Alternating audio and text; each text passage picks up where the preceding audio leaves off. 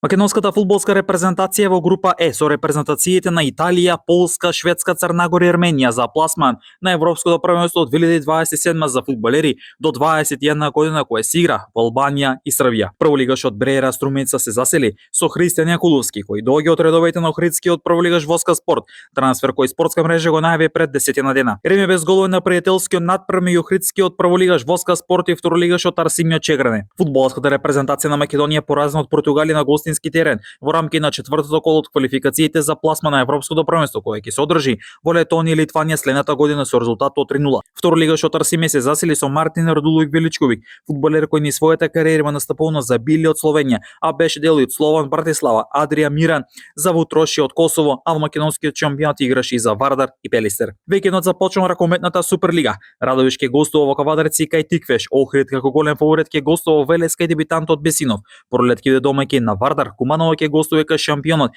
Eurofarm Пелистер, Струга против Алкалуид.